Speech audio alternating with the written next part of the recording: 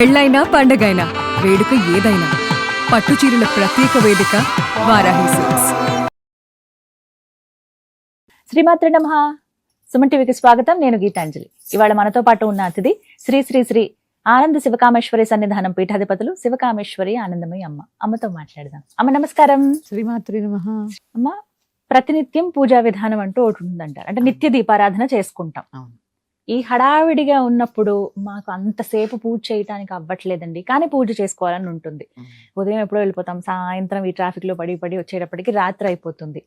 ఉదయం చేసుకోలేకపోతే మధ్యాహ్నం కూడా. కొంతమంది అంటే ఆ హడావిడి పూజా విధానం అంటూ ఉంటుంది, కానీ మాకున్న తక్కువ సమయంలో దైవానుగ్రహం పొందాలి, చక్కగా పూజ చేసుకోవాలన్న ప్రశాంతత మనశ్శాంతి మాకు కలగాలంటే ఎలా చేసుకోవాలి పూజ? ఈ సందర్భాన్ని, ఈ విషయాన్ని వీక్షిస్తున్న ప్రేక్షకులందరూ కూడా ఒక్కటి మాత్రం చెప్తానమ్మా. భగవంతుడు మనకి 24 గంటలు సమయం ఇచ్చాడు. కృతజ్ఞతగా కనీసం ఒక 20 నిమిషాలైనా పూజ చేయండి. అది మాత్రం ఒక నియమం పెట్టుకోండి. ఎందుకంటే మనకి ఎవరైనా ఏదైనా సహాయం చేస్తే వాళ్ళకి రుణపడి ఉండాలని మనం అనుకుంటూ ఉంటాం కదా. అట్లాంటిది ఆ సమయాన్ని మనకి ఇచ్చిన ఆ కాళీ, ఆ కాలభైరవుడు, ఆ కాలం అంతా కూడా ఆ శక్తి చేతుల్లోనే ఉంటుంది కదా. ఆవిడకి ఒక 20 నిమిషాల సమయాన్ని కేటాయించమనే చెప్తారు. ఇక మీరన్నట్టు ఆ 20 నిమిషాలు ఒకసారి అవ్వక్కర్లా. పొద్దున్న సాయంత్రం డివైడ్ చేసుకోండి. పొద్దున్న 10 నిమిషాలు, సాయంత్రం 10 నిమిషాలు డివైడ్ చేసుకోండి. ఇక సులభంగా పూజ చేసుకునే విధానం, హడావిడి లేకుండా, ఎక్కువ భయం లేకుండా. ముందుగా నేను ఒకటి చెప్తానమ్మా, భక్తి స్థానంలో భయాన్ని నింపకండి. ఇది చెయ్యకపోతే ఏమైపోతుందో, ఒకరోజు దీపం పెట్టకపోతే దేవుడు మిమ్మల్ని వచ్చి కొట్టడు. అలా అని ఏదైనా ఆరోగ్యం బాగోలేదు, ఆహారం తినడం మానం, టీవీ చూడడం మానం, ఆర్గ్యుమెంట్స్ మానం, ఫోన్ చూడడం మానం, మానేసేది ఏదైనా ఉందంటే పూజ, దీపారాధన. ఇది ప్రమాదమే. ఎందుకంటే మనకి కష్టమైంది పక్కకు పెట్టేస్తాం. ఎందుకంటే భగవంతుణ్ణి భయంగా తీసుకున్నాం మనం. ఇక్కడ ఏమవుతుంది, అమ్మో నాకు బాగాలేదు, స్నానం చేయలేదేమో, దేవుని గదిలోకి వెళ్ళకూడదేమో, ఇక్కడ కూడా భయమే డామినేట్ చేస్తూ ఉంటుంది. ఇది చాలా ప్రమాదం.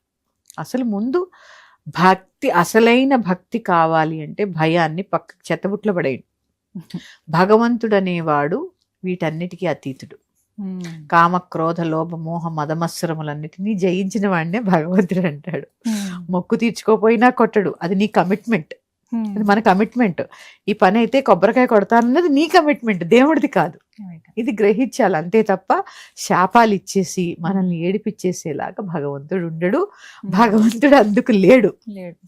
అది గ్రహించండి. తర్వాత అన్నిటికన్నా చాలా సులభమైనది పంచపూజలు.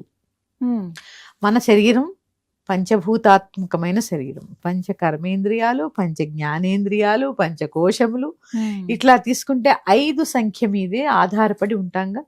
లేచిన దగ్గర నుంచి గాలి, వెలుతురు, నీరు, నిప్పు, ఇలా పంచభూతాల మీదే ఆధారపడి ఉంటాం. ఈ పంచపూజలు చాలా విశేషం, చాలా విశేషము. ఏం చెయ్యాలి పంచపూజలకి? ఏమి అక్కర్లే, గంధము, ధూపము, దీపము, పువ్వు, నైవేద్యం, అంతే. పంచోపచారం అయిపోయింది. మరి దీనికైనా మంత్రాలు ఉంటాయా? ఏ మంత్రము లేదు. మీకు ఏ మంత్రం రాదు, మీకు అమ్మవారు అంటే ఇష్టం. శ్రీమాత్రే నమః గంధం సమర్పయామి, శ్రీమాత్రే నమః పుష్పం సమర్పయామి, శ్రీమాత్రే నమః ధూపం సమర్పయామి, శ్రీమాత్రే నమః దీపం సమర్పయామి, శ్రీమాత్రే నమః నైవేద్యం సమర్పయామి. అయిపోయింది పూజ.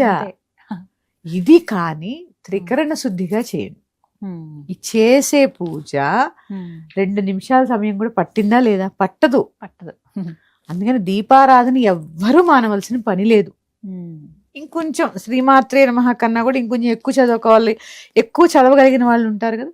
సర్వమంగళ మాంగళ్యే శివే సర్వార్థ సాధికే శరణ్యే త్ర్యంబకే గౌరీ నారాయణి నమోస్తుతే అనుకోవడం. గంధం సమర్పయామి, లేదా లక్ష్మీదేవి శ్లోకం చదువుకోవడం, పంచోపచారాలు చేయడం. విష్ణు శ్లోక శాంతాకారం భుజగశయనం పద్మనాభం సురేశం విశ్వాధారం గగన సదృశం మేఘవర్ణం శుభాంగం లక్ష్మీకాంతం కమలనయనం యోగి హృద్యానగమ్యం వందే విష్ణుం భవభయహరం సర్వలోకైకనాథం. గంధం సమర్పయామి. ఎలా చేసినా 5-10 నిమిషాల లోపలే పూజ అయిపోతుంది. చాలమ్మా. మీకు ఏదైనా మంత్రాలు అష్టాక్షరియో పంచాక్షరియో లేతే ఇంకేదైనా మహామూల మంత్రాలు ఉంటే ఆ మంత్రంతో కూడా ఈ పంచోపచారాలు చేయొచ్చు. ఎందుకంటే మంత్రాలు చాలా విశేషం, స్తోత్రాల కన్నా విశేషం. ఏమీ చదవలేవు, అమ్మ నాకున్న సమయంలో, తక్కువ సమయంలో నీకు నేను పూజ చేస్తున్నాను, నన్ను అనుగ్రహించు, నాకు ఇంతే చేతనైంది, కానీ నేను నిన్ను వదలను, ఇది కావాలి.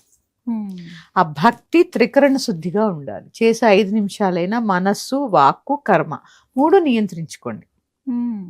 మనస్సు నియంత్రించుకోవాలి.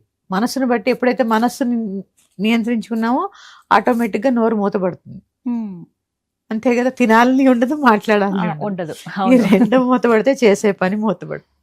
ఈ 3 కనీసం రోజులో 10 నిమిషాలు నియంత్రించుకుని చక్కగా పూజ చేసుకోండి, చాలమ్మా, చాలు. ఈ 5 అయిపోయిన తర్వాత ఈ 5లోనే పుష్పం సమర్పయామి అన్నప్పుడు మీకు వీలైతే ఒక అష్టోత్తరం, ఏది వీలవ్వకపోతే భవాయ దేవాయ నమః, భవస్య దేవస్య పత్ని నమః అని కొన్ని నామాలు ఉంటాయి, అది శివారాధన అయితే.